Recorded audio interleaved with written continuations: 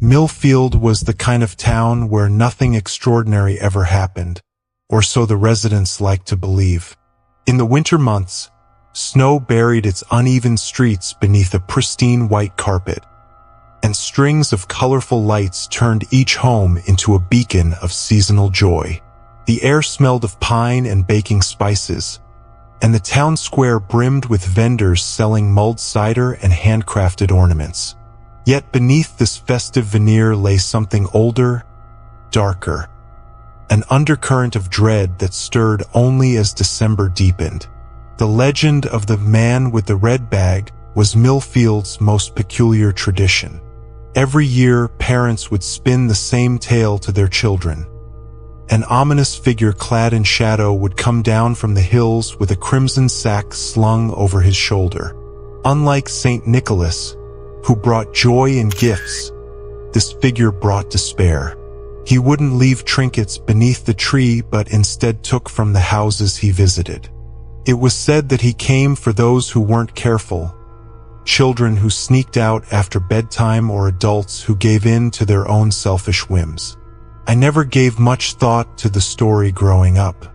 It seemed like nothing more than a tool to frighten kids into behaving during the holidays. But last Christmas Eve, the tale took on a sharp, menacing edge. It started with the disappearance of Toby Mathers. He was 8 with a crooked grin and a laugh that carried down the block. That night, I had seen him outside, bundled in his puffy coat, chasing snowflakes as his parents called him in for supper. He had waved at me before disappearing around the corner toward his home. By the time the clock struck midnight, he was gone. The whole neighborhood turned out to search. Flashlights swept the darkened streets, their beams bouncing off the snowbanks like fleeting specters. The woods bordering the town, usually a place of quiet solitude, felt oppressive under the moonlight. No one found so much as a footprint in the fresh snow around Toby's house. His parents insisted he had been inside, tucked into bed, but when they went to check on him, his room was empty. The window was locked from the inside. By morning, the whispers began. The man with the red bag took him. Most dismissed it as panicked nonsense, an old ghost story resurrected in the wake of tragedy. But when Toby's mother claimed she had heard something scratching at the roof that night, the legend spread like wildfire. People began to speculate about the things they'd ignored. Faint tapping at their windows, strange shadows stretching across the snow, and the uncanny sense of being watched. For me, it was the footprints. On Christmas morning, I found a trail leading up to my front door. They weren't the neat, symmetrical marks of boots, but rather elongated impressions, uneven and jagged, like claws dragging through the snow. They stopped just before the threshold. Whoever or whatever had made them had stood there, still and silent, as I slept mere feet away. That night, I didn't bother turning off the Christmas lights. Their warm glow felt less like a celebration and more like a shield, a barrier against the darkness pressing in from outside. I sat in my living room, staring at the flickering bulbs, my mind racing back to Toby, to the hollow look in his parents' eyes, and to the whispers of my neighbors who now spoke of the red bag with unease, as if invoking its name might summon something terrible. It was then that I heard it, a faint noise, almost imperceptible beneath the hum of the lights, a scraping sound coming from the roof. By the morning after Toby's disappearance, Millfield's cheerful holiday rhythm had frayed into something brittle and uneasy. The heavy snow that blanketed the town now seemed more suffocating than festive, muffling the sounds of a community unsure whether to move on or hunker down. It was Mrs. Eckhart who found the first tracks. She was the type of woman who woke at dawn regardless of the season, setting out birdseed in her yard and sweeping her stoop in the biting cold. On that particular morning, her routine was cut short. What she saw in the snow outside her picket fence stopped her. broom in hand, her breath hanging in the air like a frozen exclamation mark. "Henry!" she shouted, her voice trembling enough to bring half the neighborhood to their windows. By the time I stepped outside, a cluster of people had gathered in her yard, their faces pale beneath their knit hats. The tracks weren't like anything I'd ever seen. They began at the edge of the forest, weaving a chaotic path down the main street, as if the maker had stumbled or stalked its way through town. Each impression was massive, larger than the boots worn by the tallest men in Millfield. Worse, some of the tracks bore strange slashes through the snow, as if claws had raked the ground with each step. Scattered along the trail were splashes of something red, faint but unmistakable against the pristine white. Someone whispered that it looked like paint, but the way the word paint hung in the air made it clear no one believed it. "It's nothing to worry about," Officer Cleary said when he arrived, his tone bright and authoritative in a way that made you distrust him immediately. He stood with his arms crossed, the brim of his hat dusted with snow, and tried to reassure the small crowd. Probably just some prankster. Tracks like these? Could be someone out here with snowshoes and too much time on their hands. He didn't bother to address the red stains. But no one was convinced. The townsfolk exchanged glances, their expressions tight, as if daring someone to call it what they feared. Slowly, the whispers began, "The man with the red bag." I wanted to dismiss it too. I wanted to believe in Cleary's insistence that this was some elaborate hoax, a bored teenager or a troublemaker trying to rile us up. But as I followed the tracks with the others, our boots crunching softly in the snow, our breaths forming fragile clouds, I realized the path led somewhere chillingly specific. It wound through the streets, pausing near certain houses as though the thing had stopped to look inside. The Mathers house was one of them. Others, like mine, bore only a few prints near their steps before the trail continued. The markings ended abruptly in the forest, swallowed by the towering pines and a silence so profound it pressed against your ears.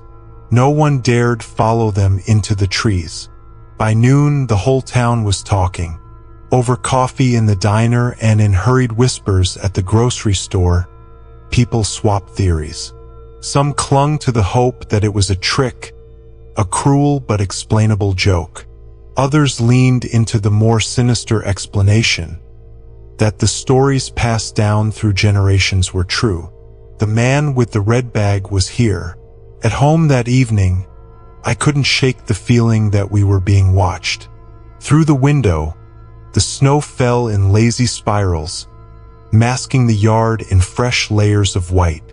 Still, my eyes returned to the porch again and again, half expecting to see those enormous tracks reappear. Somewhere in the distance, a faint, high-pitched sound echoed through the still night. Could have been the wind whistling through the trees, or something else entirely. The Ramseys were the kind of family people in Millfield admired.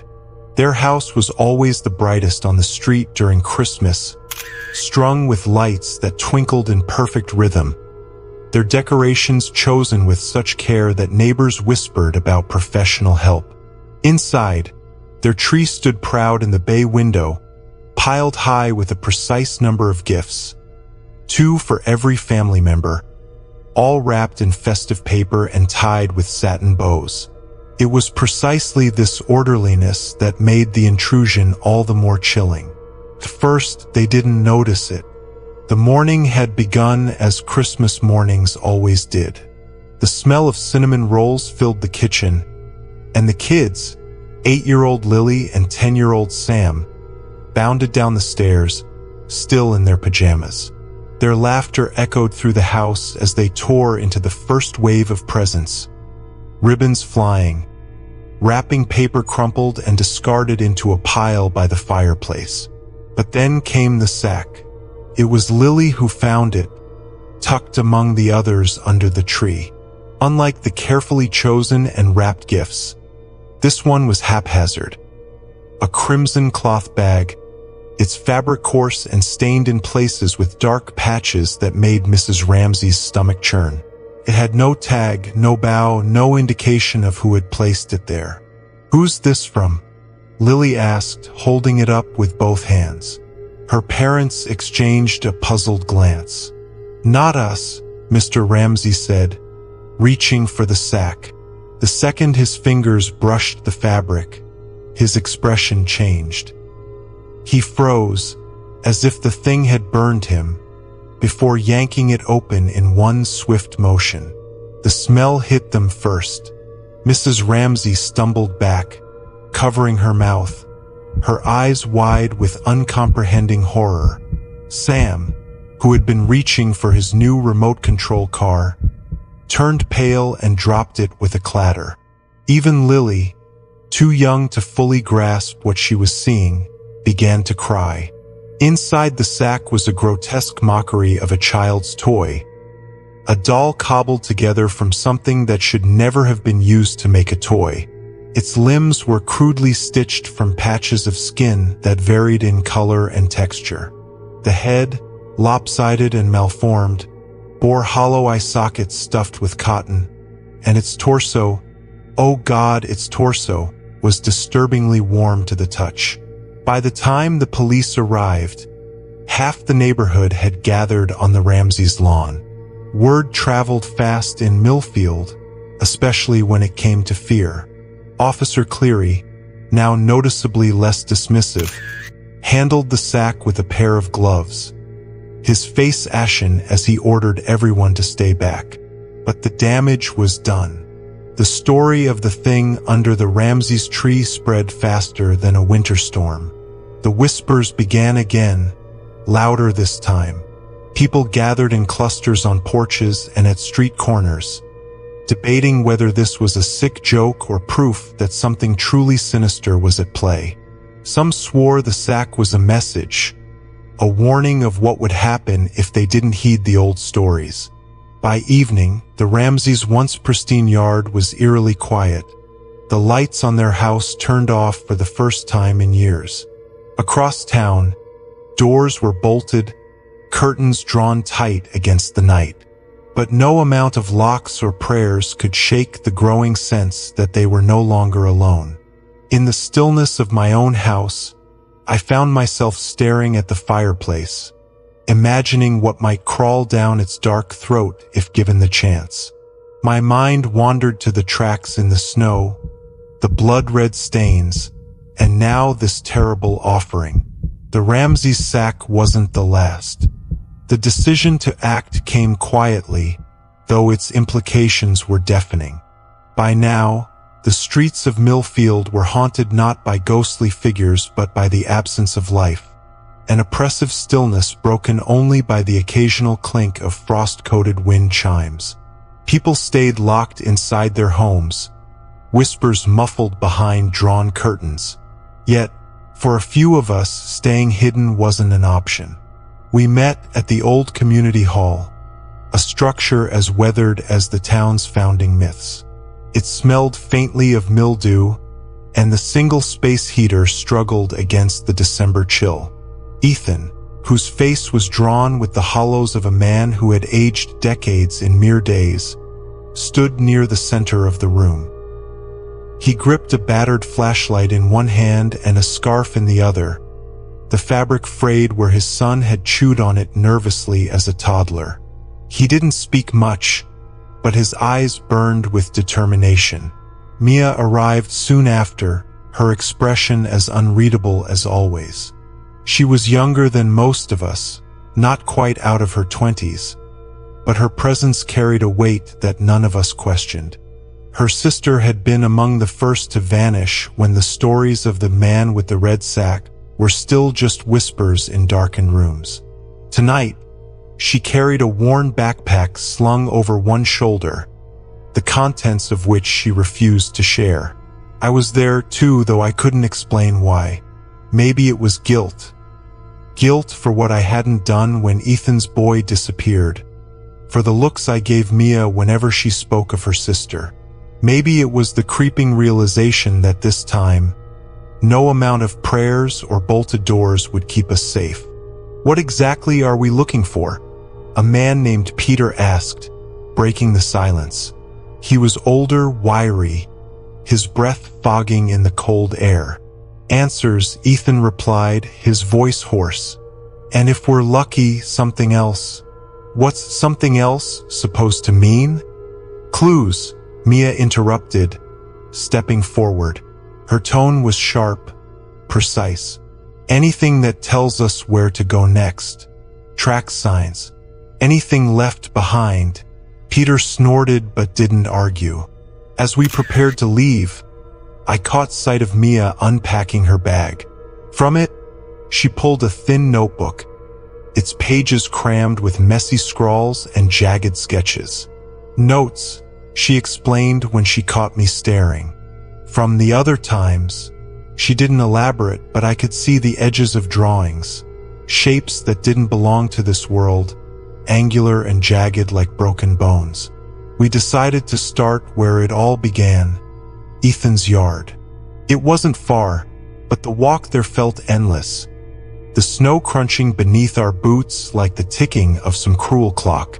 By the time we arrived, the once festive home stood as a grim monument. The lights had been taken down, the windows dark. We split into pairs. Ethan and Mia moved toward the backyard, while Peter and I checked the perimeter. The silence was suffocating. Each step met with the hiss of wind against bare trees. That's when we found them. The tracks. They were unlike anything I'd ever seen. Not footprints exactly, but impressions. Deep, clawed gouges in the snow, as if something heavy had been dragged through it. Beside them were faint streaks of crimson that glistened against the moonlight. "They lead into the woods," Mia said, her voice cutting through the growing tension. Ethan didn't hesitate. "Then that's where we go." There was no discussion, no vote. The woods loomed before us, their skeletal trees reaching skyward like the hands of the condemned. But as we followed the path, the sense of dread grew heavier. It wasn't just the cold or the dark. It was the feeling that something knew we were coming, and that it was waiting.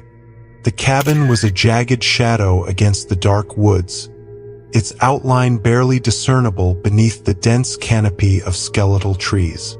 It looked wrong, as though it hadn't been built but had instead clawed its way into existence.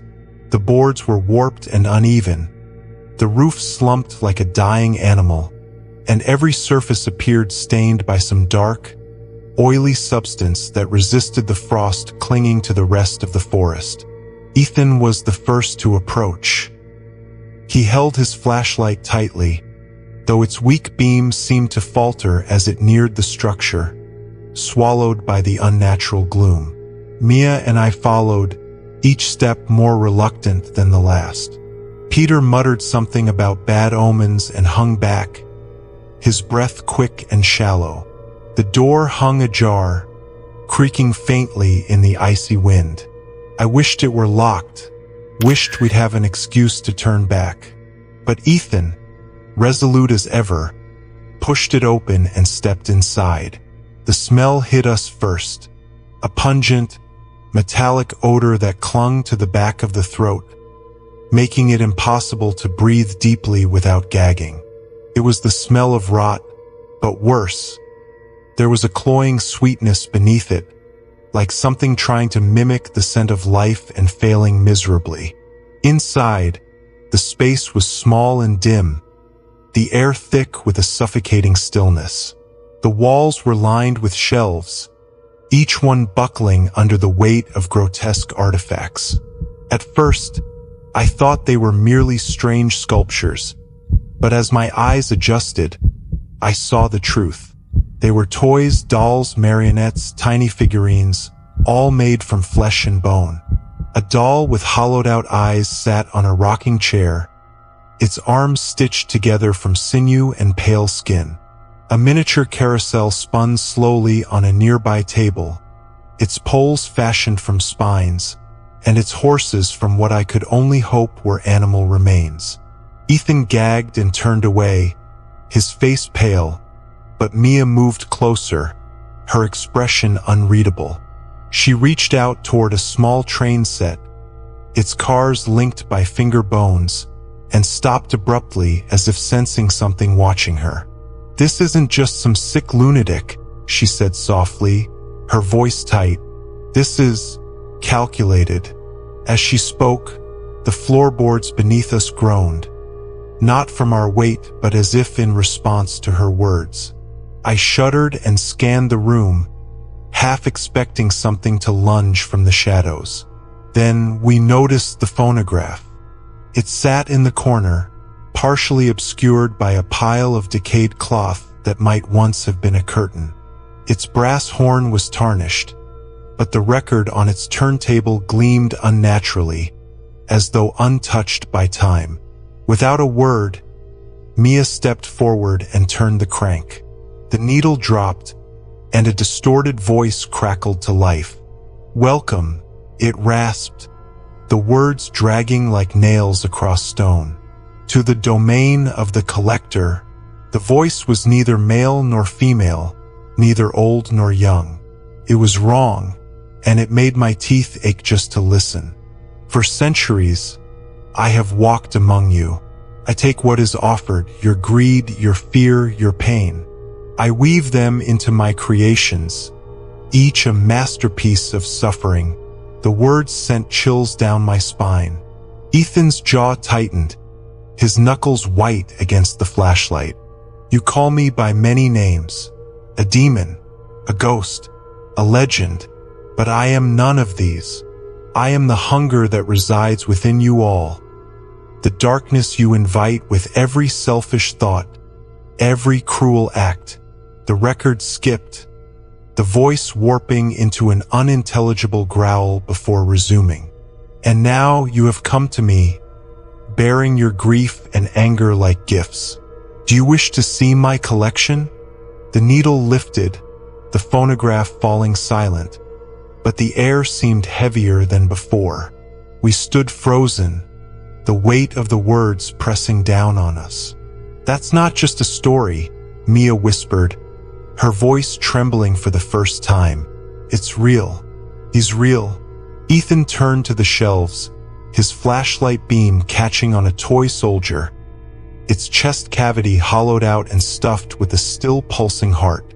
"We need to get out of here," he said. But as he spoke, the door behind us slammed shut with a deafening crack. And from somewhere deeper in the cabin, something began to move. The air inside the cabin felt as though it had weight, pressing against our skin, our lungs. The door's sudden slam had shattered what little resolve we carried, and though none of us dared to admit it aloud, the sensation that we were now being watched grew unbearable. Ethan was the first to speak. "We can't just stand here," he said, his voice a mix of determination and fear. His flashlight cut jagged lines through the dark as he gestured toward a desk in the corner, cluttered with crumbling papers and fragments of brittle parchment. "If there's something in here, something that tells us what this thing is, we have to find it." Reluctantly, we moved toward the desk. Mia began sorting through the papers, her hands trembling as she lifted pieces of aged, brittle documents. Peter muttered under his breath, pacing near the door, as though willing it to open. "It's not random," Mia said finally, her voice tight as she held up a page. The handwriting was uneven and jagged, scrawled in a language that wasn't immediately recognizable. Beneath the text was a crude drawing of a figure cloaked in red, its face obscured but its arms outstretched, long-fingered hands clutching something indistinguishable.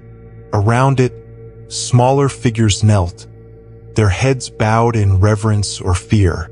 "What does it say?" Ethan asked. "It's not in English," Mia replied, her brow furrowed as she traced the lines with her finger. but I can make out bits. Something about a trade. It feeds on what we offer, but only during the time of light and plenty. Christmas, Peter said, stopping his pacing to glare at the page. This thing, this collector, it uses Christmas because we're distracted, because we're... His voice trailed off as though realizing the depth of his words. I picked up another page, this one less worn but stained with what looked suspiciously like wax, though the rusty tint suggested otherwise. The image depicted a large, tattered sack, surrounded by crude symbols that seemed to ripple and shift under my gaze. Beneath it was a single word repeated several times, each letter warped and distorted. Desiderium. Desire, Mia whispered, leaning over my shoulder. It's drawn to desire. Ethan's jaw tightened. What kind of desire? Any kind, I think, Mia replied, flipping through another pile of papers. Greed, envy, even revenge. She paused, her fingers brushing against the edge of a torn parchment. It doesn't come unbidden. It's invited. The weight of her words settled over us like a thick fog. We were not dealing with a random monster, nor an accident of nature. Someone had brought it here. Invoked it? Peter asked, his voice rising with disbelief. Who the hell would do something like that? Maybe someone who wanted payback, Ethan replied, his tone sharp. Or someone who thought they deserved more than they got. People do crazy things when they're desperate. Mia set the papers down and turned to us, her expression grim. It says here that once it's called, it stays. It won't leave until it's satisfied. And what satisfies it? I asked, though I dreaded the answer. She hesitated, her gaze dropping to the floor. Suffering. As much as it can take. A silence followed, the kind that crushes all thought. We weren't just up against some ghost story. We were fighting something ancient, deliberate, and impossibly cruel. We have to stop it, Ethan said suddenly, breaking the silence. If someone called it, we need to find out who. Maybe that's the key to getting rid of it. That's assuming they're even alive, Peter snapped, his tone defensive. And what do we do in the meantime? Just wait for it to come for us? The tension in the room grew palpable, each of us casting wary glances at the other. Suspicion bubbled beneath the surface. I'm not waiting, Ethan said firmly. If we're gonna stop this thing, we need to act now. We've got the tracks, it's leaving a trail. We follow it, find where it's hiding, and end this. Mia shook her head. You can't just walk up to it and hope for the best. If this thing feeds on what we give it, we're only going to make it stronger. We need a plan. And what if someone here knows more than they're letting on? Peter interrupted, his gaze darting between us. The accusation hung in the air, unspoken but undeniable. Enough, I said, though my voice felt small in the suffocating space. If we turn on each other, we're giving it exactly what it wants. But even as I spoke, I couldn't ignore the gnawing doubt creeping into my own mind. What if someone here had called it? And worse, what if they still had unfinished business with it? Behind us, the phonograph crackled to life again, the needle scraping against the record's grooves as though laughing at our fractured unity. The first sign that it had begun was the absence of sound. We woke that morning to a stillness so complete it seemed as though the world had paused, holding its breath. The birds, the rustle of wind through the trees, even the distant hum of life in the village, all had vanished. It wasn't until Ethan stumbled upon what was left of Mrs. Langley that we realized the silence was not a blessing, but a warning. Her remains were arranged grotesquely on her porch, a mockery of life. a crude imitation of her seated in her favorite chair, legs folded neatly as though waiting for tea. Her hands, or what remained of them, clutched a note scrawled in what we all recognized, grimly, as her own blood. "I see you. I hear your fear." The note dropped from Ethan's trembling fingers, fluttering to the ground like an unwelcome echo. No one moved to pick it up. Peter turned away, retching into the snow, while Mia stood frozen, her hands clutched over her mouth. For the first time, her composure cracked, her eyes wide with terror. "It's hunting us," she whispered. "Not just us," Ethan said, his voice hoarse. "It's everyone." The realization hit us like a blow. We weren't just witnesses. We were players in its twisted game. That night, the cabin became a fortress. Every window and door was barricaded with whatever we could find. Planks of wood, overturned furniture, even rusted chains scavenged from the shed outside. But deep down, we knew these measures were futile. "It's feeding," Mia said quietly, her voice breaking the uneasy silence. She sat cross-legged on the floor, the dim lantern light casting eerie shadows on her face. Not just on what it takes, but on what it leaves behind. The fear, the chaos. Peter, pacing near the barricaded door, snapped. "So what? We just sit here and wait for it to pick us off one by one?" "No," Ethan replied sharply. "We figure out how to fight it." Peter laughed bitterly. "And how do you suggest we do that? With what? Pitchfork? A prayer?" "We stop giving it what it wants," Mia interjected, her voice rising above their argument. "We stop feeding it." "What the hell does that mean?" Peter demanded. "It means we stop being afraid," she said, meeting his gaze. "It's feeding on our panic, our terror. The more we give in to it, the stronger it gets. That's how it works." Her words carried the weight of truth, but the practicality of her solution seemed impossible. Fear wasn't a switch you could simply turn off, especially not when something like that was out there. As if to underscore her point, a sound broke the tense stillness. A low, dragging scrape, like nails against wood, came from just outside the cabin. We froze, every muscle in our bodies tensed. The scraping continued, circling the perimeter, deliberate and taunting.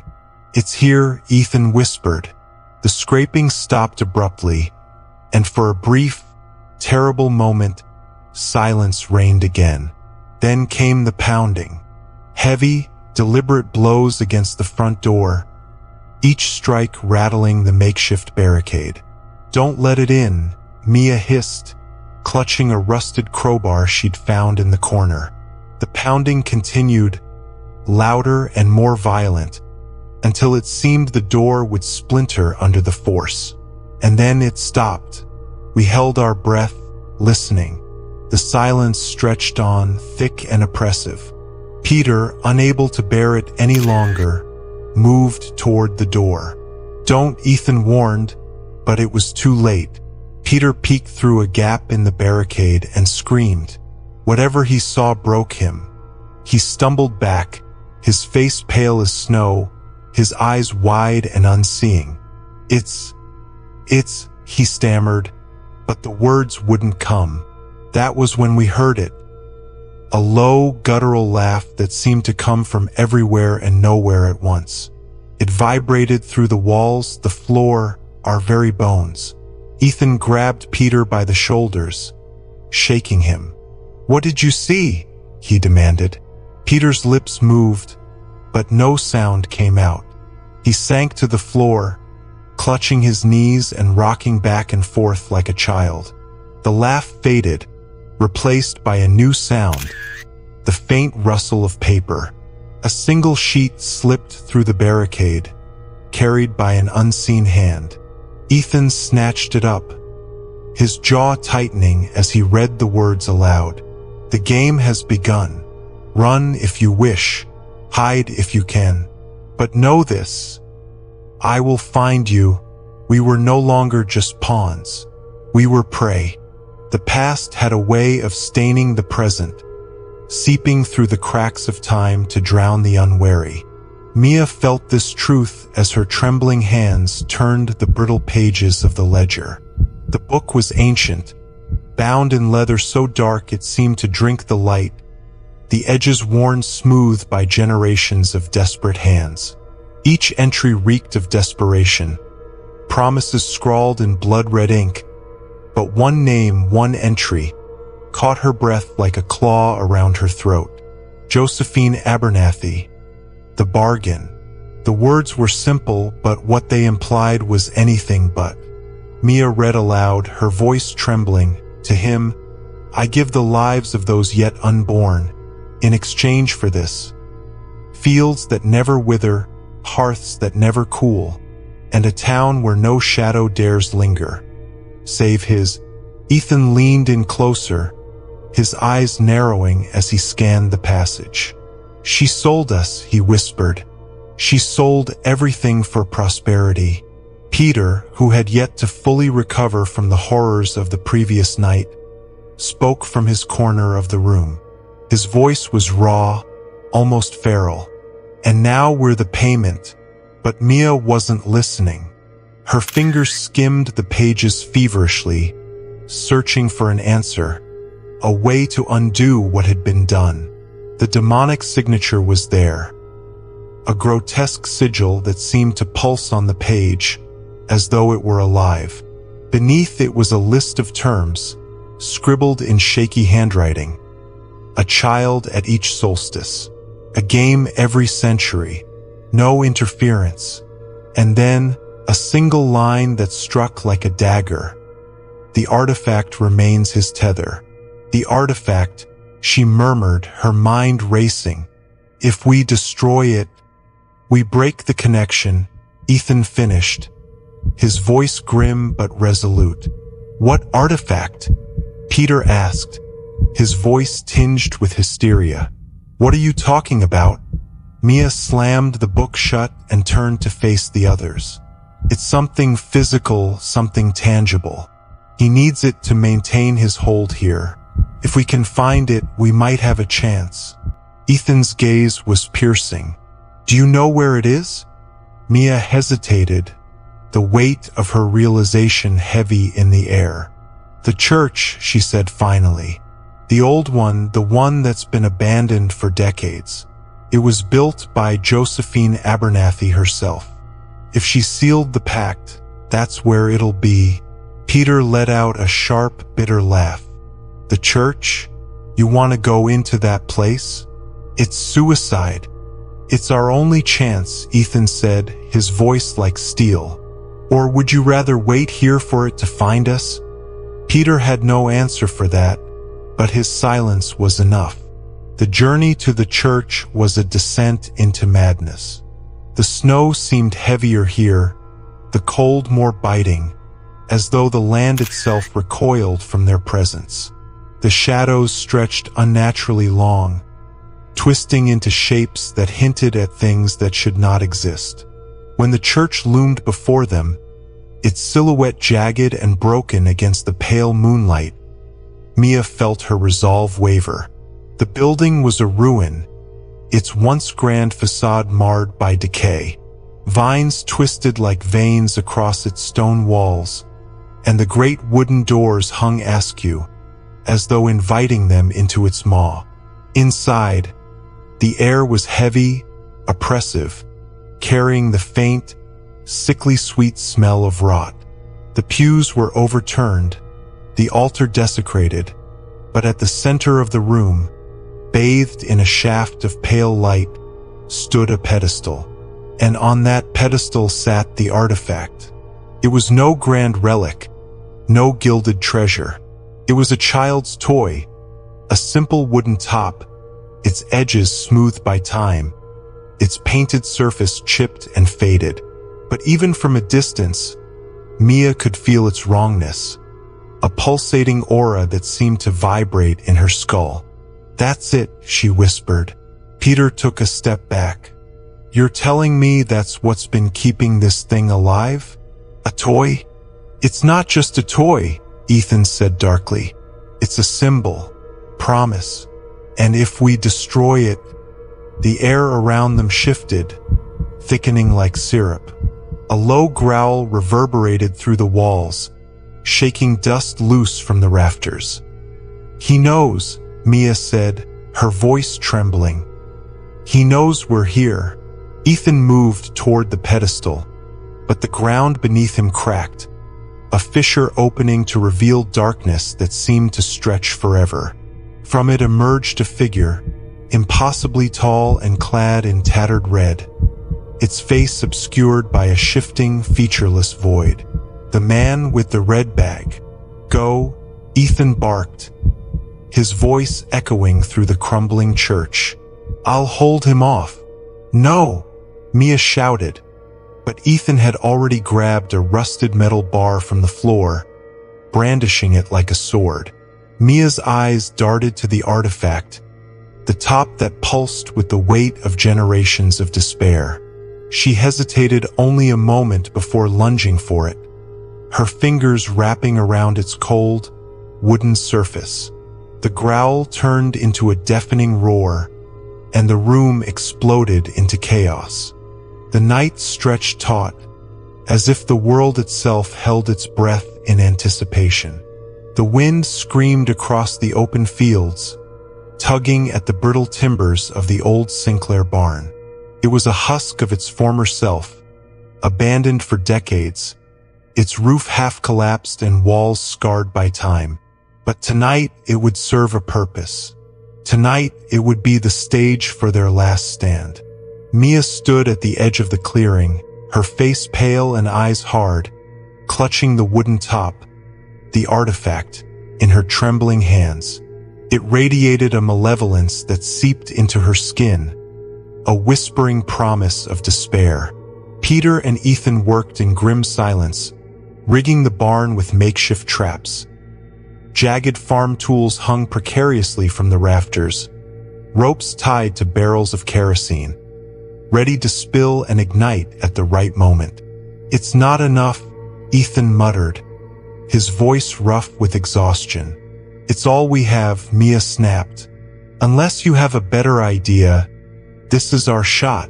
Peter glanced toward the tree line, where shadows danced like specters. What if it doesn't work? What if it just toys with us again? Ethan's jaw clenched. Then we make sure we take it down with us. The plan was simple.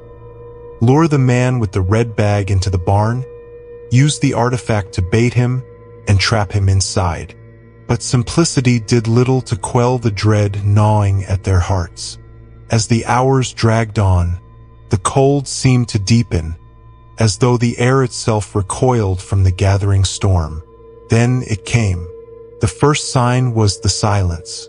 The wind died, the insects stilled, and the world seemed to fold in on itself. The barn groaned as though it sensed what was coming, its timbers trembling under an unseen weight. And then they saw him, emerging from the darkness. His form was both grotesque and mesmerizing. The tattered red cloak trailed behind him like a bloodied veil, and his faceless head tilted unnaturally, as if sniffing the air. In his gloved hand, the bag dangled, its weight shifting with an audible squelch. Mia swallowed hard, stepping into the open. She held the artifact aloft, her voice steady despite the terror coursing through her veins. Is this what you want? The figure paused, its head tilting sharply. Then, with inhuman speed, it surged toward her. Mia, now! Ethan shouted. She turned and ran, her feet pounding against the frozen ground as the barn loomed closer. Behind her, the man with the red bag followed, his movements a horrifying mix of fluidity and jagged violence. As soon as she crossed the threshold, Ethan and Peter sprang into action. Ropes were pulled, triggering a cascade of debris that rained down on the demonic figure. Blades swung from the rafters, slicing through the air, but the man moved too quickly, dodging with unnatural precision. "Light it!" Ethan yelled, grabbing a torch.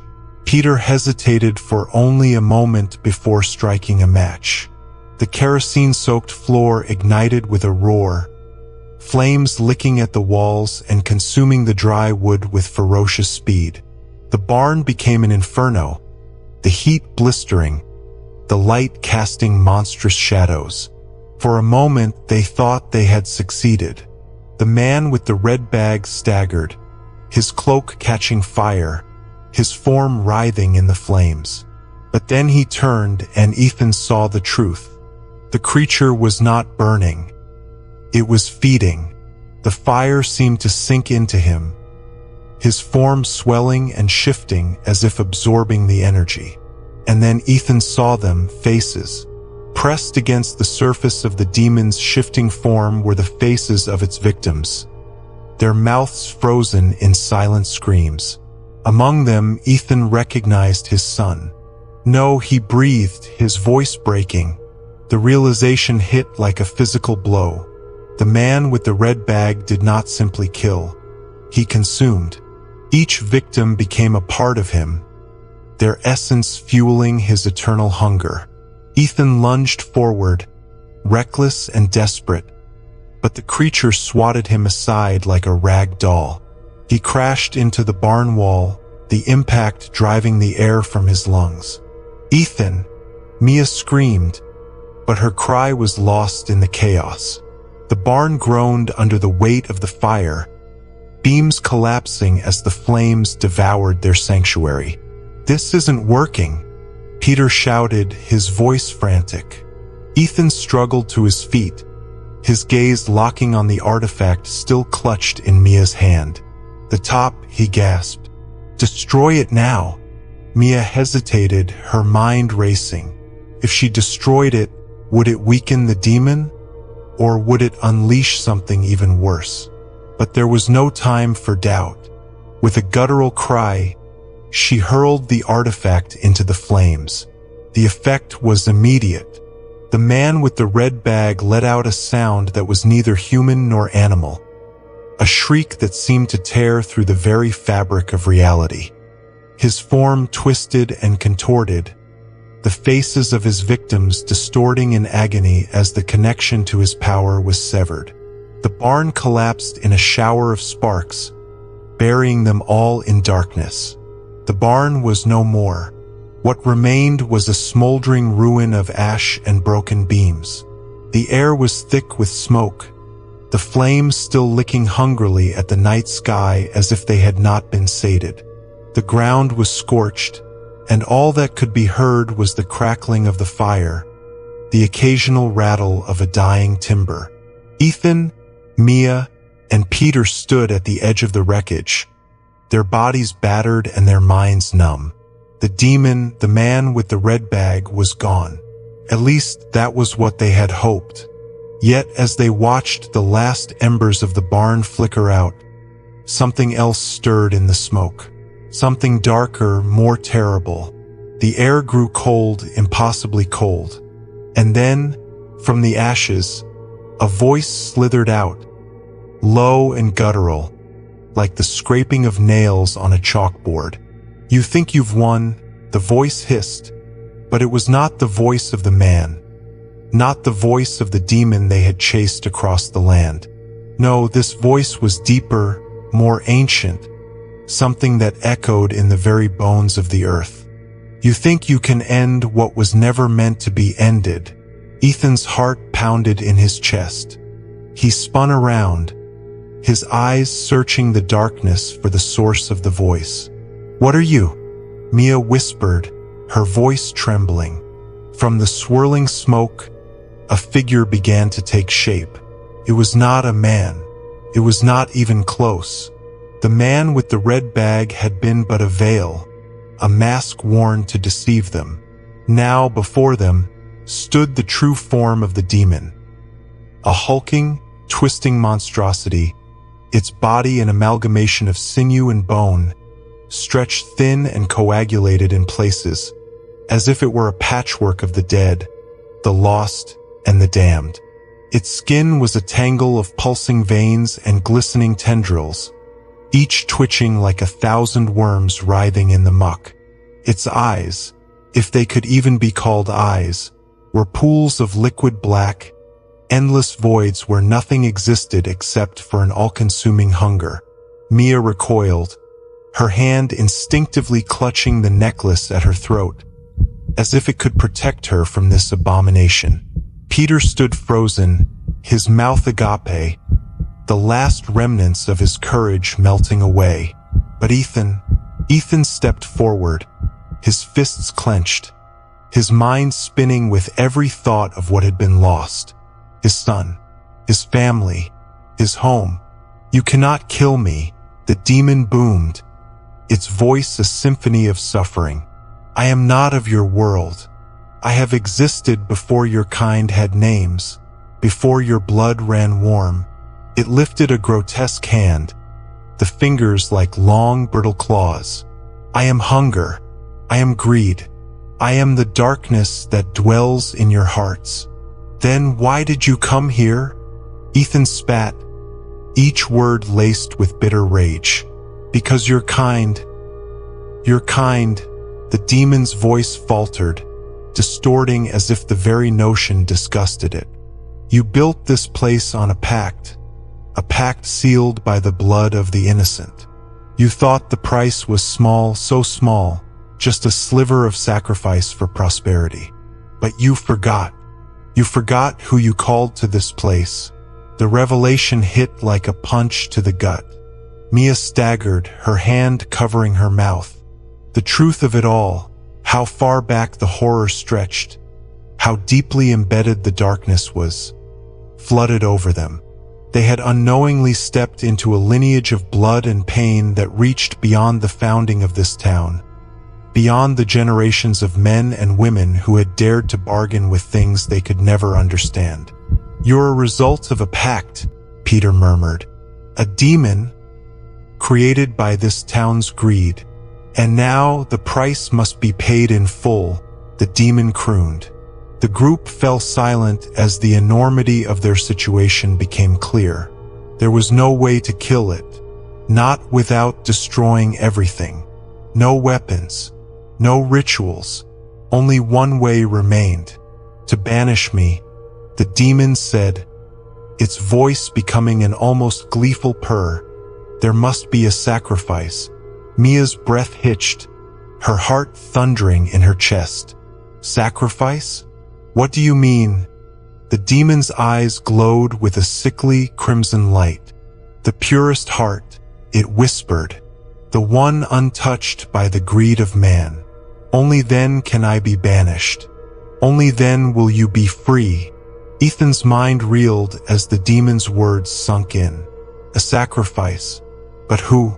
Who among them could be pure enough? Who would give themselves up, knowing the price? The answer hung heavy in the air, as if the answer had always been there, buried deep within the hearts of those who had come to fight.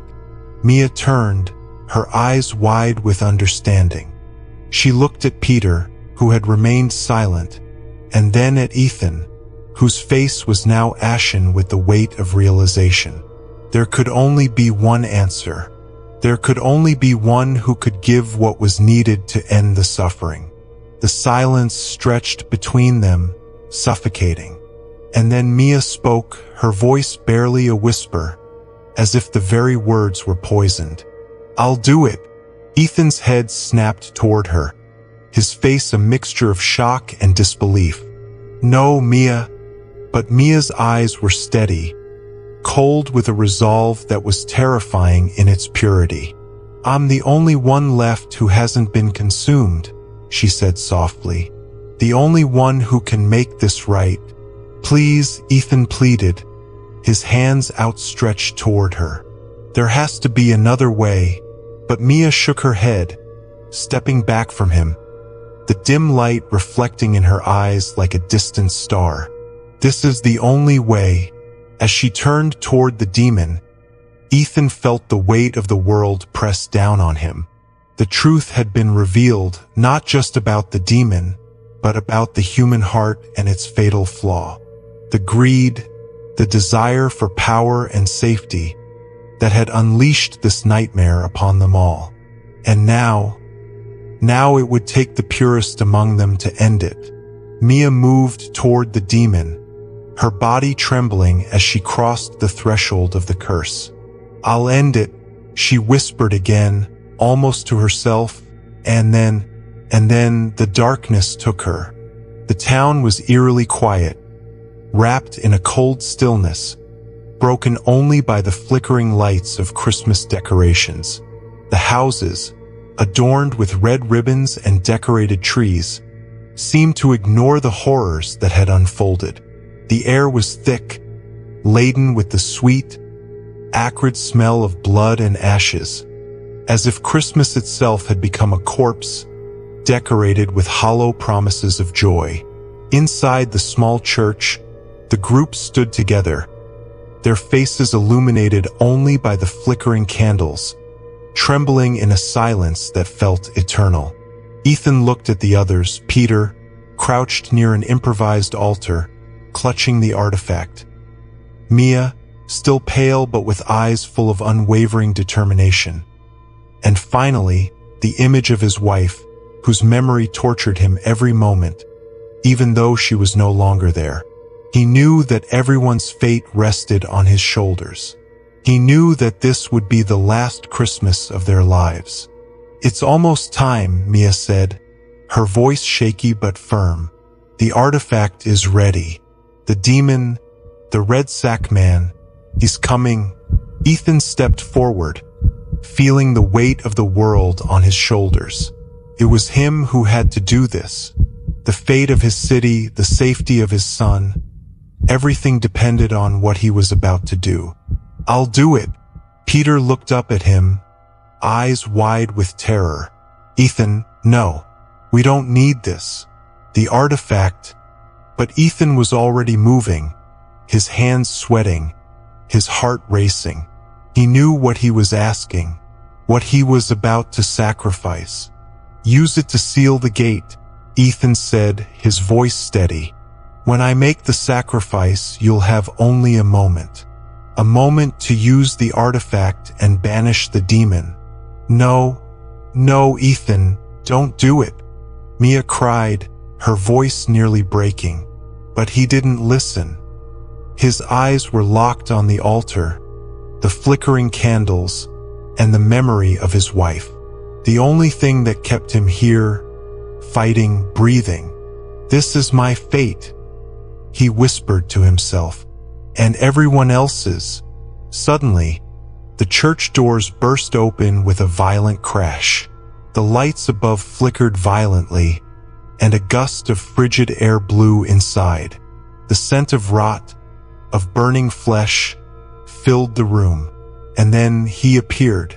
The red sack man was no longer hiding behind a mask, no longer a mere shadow with a filthy sack, but the true form of the demon that had tormented their lives.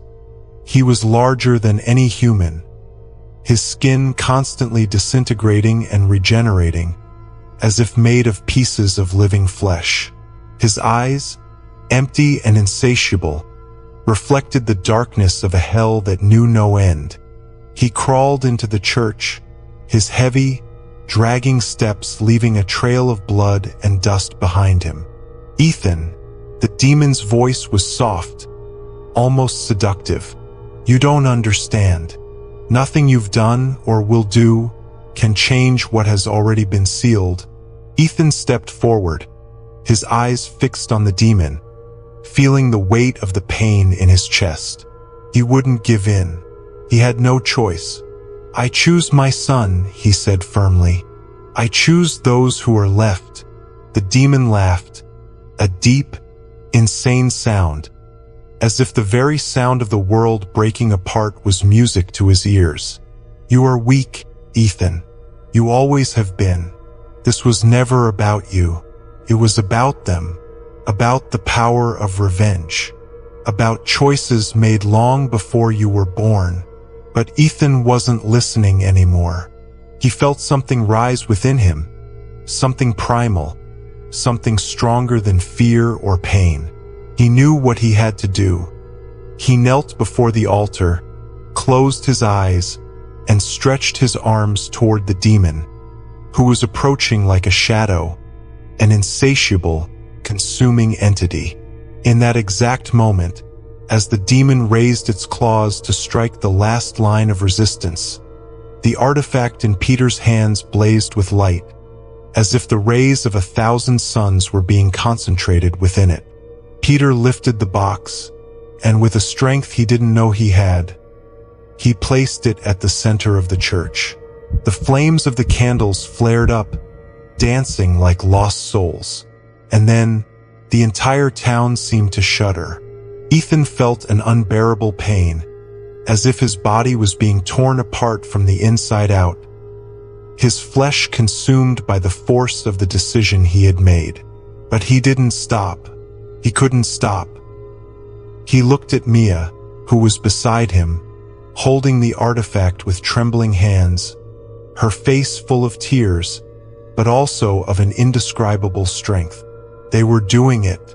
They were winning. When the demon's final scream echoed through the church, the winds began to calm, the smoke dissipating. The air, once thick with agony, now seemed lighter, cleaner. The red sack man disappeared in a burst of darkness, his form disintegrating into a red mist. But the sacrifice did not come without its cost. When the light of the candles finally went out, and the church fell into absolute silence, Ethan knew he had fulfilled his mission. He knew the town was saved, that his son would be protected. But as he looked at the others, seeing the pain and emptiness in their eyes, he also knew that, though the evil had been banished, the price of salvation would leave a scar that could never be erased. Christmas had ended, and there was no joy left, only the distant sound of a town trying to heal. The streets of the town were quieter now, quieter than they had ever been. The once bustling Christmas decorations sagged in the frost, their colors dulled by time and sorrow. The lights, which had flickered so brightly only days before, now cast weak, sickly glows against the backdrop of a town that had survived the unthinkable. The bells in the tower rang, but their sound was hollow, like the last gasps of a dying man, lost in the oppressive silence that had taken over. The survivors, Peter, Mia, and the others, moved through the town like ghosts, their bodies still carrying the weight of the horrors they had faced. They tried to rebuild, tried to go back to what was normal, but the normal they returned to was a quiet, fragile thing, as if the town itself were too afraid to make a sound, too afraid that it might invite the terror again. Ethan was gone, his sacrifice sealing the fate of the town, and his son, safe for now, was left with the hollow shell of a life that could never return to what it once was. Mia held him close, a mother's arms wrapped tightly around the boy, but there was no warmth left in her gaze. No joy. "Do you think it's over?" Peter asked, as they walked side by side down the snow-covered street, their footsteps muffled in the cold. "I mean, really over?" Mia's lips trembled, but she said nothing. How could she answer? How could anyone? They had been to the heart of the nightmare, seen the creature for what it truly was, an ancient force, a being that fed on human suffering, on greed, on vengeance. The red sack man had been banished, but no one could forget the final words he'd spoken. "You cannot destroy me. You can only banish me. For now." The air felt heavy as they walked past the abandoned houses, past the empty windows that once looked out onto a thriving community. The Christmas lights blinked sporadically, but there was no cheer in them. There was only the sense of something being unfinished, something left unresolved. In the center of the town square, the massive Christmas tree, now stripped of its ornaments, loomed like a skeletal monument. It was supposed to be a symbol of hope, but now it was just another empty thing, a reminder of what had been lost. The bells tolled again, their sound distant and foreboding, like the ticking of an unseen clock. And then, in the distance, the soft, fragile sound of laughter broke the stillness. It was a child running toward the town square, a small figure in the snow. The child stopped in front of the tree and looked down at something half buried in the snow. A small shape, toy. At first, the child smiled, unaware of the danger. But as they knelt to pick it up, their face twisted in confusion and then horror. For in their tiny hands, held up against the fading light of the day, was a doll. But not just any doll. It was made of bone and flesh, sewn together in grotesque patterns, dripping with dark, congealed blood. A toy made of suffering. The child's scream cut through the air, piercing the silence like a knife.